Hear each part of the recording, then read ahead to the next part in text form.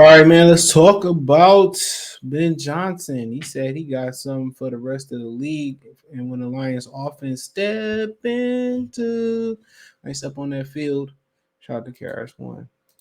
But yeah, let's talk about what he had to say about the Lions offense. Thumbs up the video, share the video, subscribe to the channel. Next subscribe button is the bell icon button. Hit all notifications, increase your chance, get notifications. We go live or drop that video, right?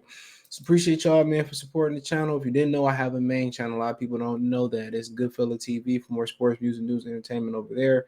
Outside of the great city of Detroit, you can subscribe over there. It's Goodfella TV. By the way, if you don't know, now you know, baby, baby. Ben Johnson, the Lions offense, I personally expect a huge step forward. Back to the basics. That's been the theme this springtime for offensive coordinator Ben Johnson and Detroit Lions offense heading into the second season under Johnson's guidance. It will be easy for Johnson Lions to look at the offensive performance last season, finishing fourth in total offense, fifth in points per game, and just expect to hit the ground running and start installing new concepts, but that's not the plan.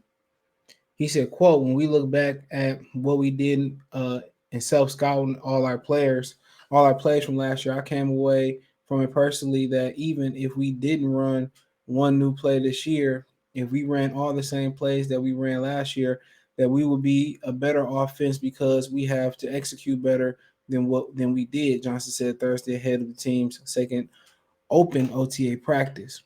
He said we did a lot of nice things a year ago, but it really means nothing going forward this year. We have to be a lot better in terms of execution, and we should be because we've ran it. We should know what the problems are for the plays we're running now. Johnson still plans to push the envelope and be creative and innovative once training camp starts and the preparation begins for the regular season. But he came away from the scout feeling like this offense left a lot of meat on the bone, especially opportunities to be more explosive in the run game. Now, at the end of the day, what people like tend to forget too is that that was his first year. That was his first year. So obviously, you expect, even if it didn't seem like it, you expect him to bump his head and him to have, um, how can I say it? For him to have issues, and kind of, like them to hit speed bumps and kind of go through that lull. But for the most part, he was well prepared.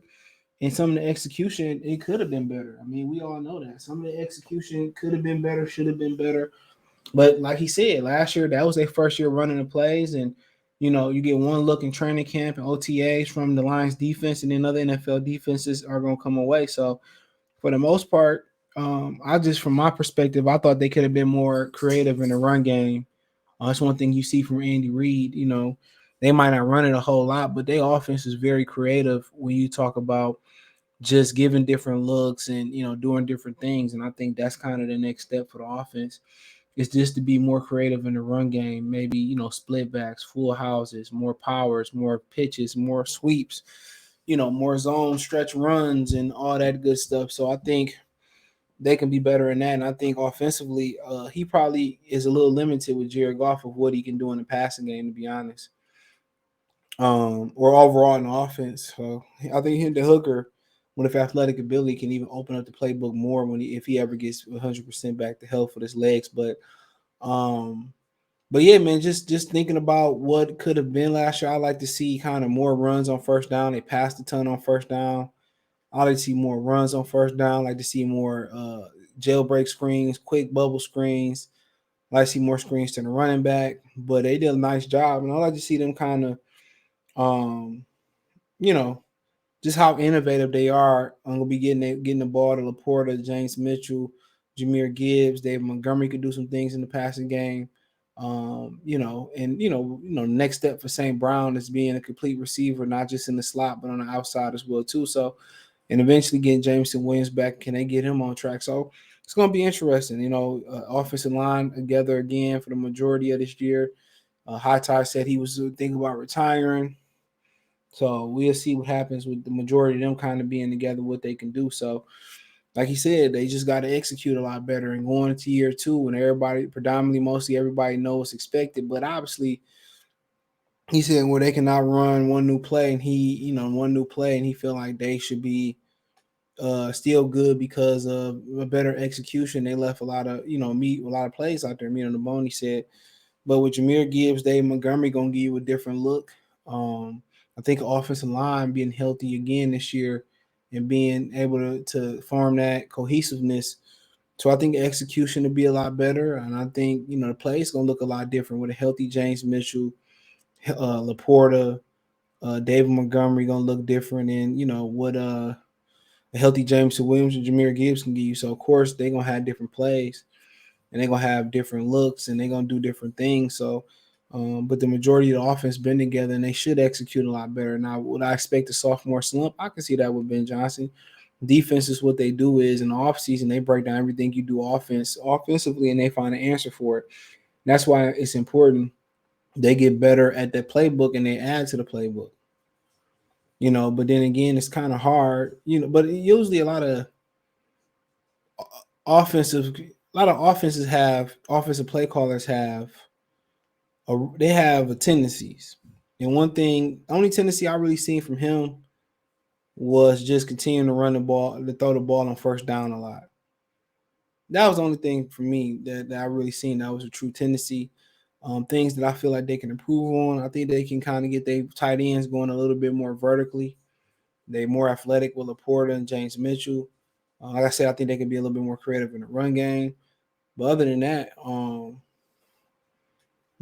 think he did pretty good, for year one. And if he can come back year two and do better than that, or at least mimic that what they did last year, he won't be the play caller next year. And I think they know that. And hopefully, they got somebody in mind or somebody understudying under Ben Johnson, because if he had a year he had last year better, he gone. He gone. He gonna get a job. Every year in the National Football League, there's job openings. So, but yeah, yeah, I want to see what else he got I want to see what else he got in there. And obviously, I'm like, well, how do they go about installing plays and stuff or getting new plays? Number one thing is you look at the plays you're already doing and you looking at different wrinkles you can do out of those plays. So that's one thing that LA, when they had golf and Gurley, they was good at. They do a stretch run, and then next thing you know, they do a play action off the stretch run, and where Gurley will look like he about to block, or Gurley off the stretch run with play action, they would throw it right back to him off the stretch run. And then another look, they showing the same look, same formation, they might flip it, depending on what side of the field they on. They'll do a stretch run, but then to be a play action.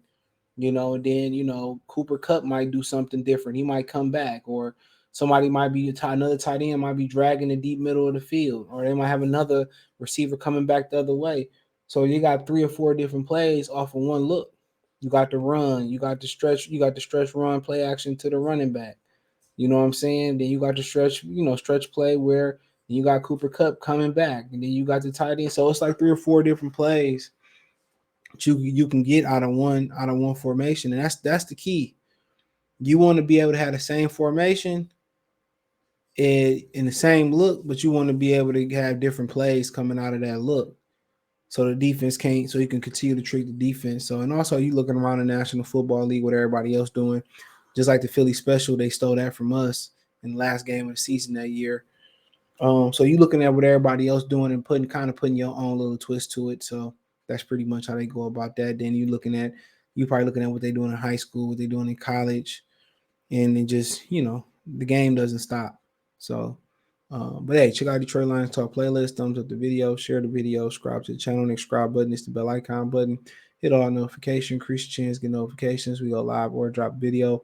Financially, want to support the channel, Cash App, $ CJ Good 313, Venmo CJ Good 313, PayPal link in description.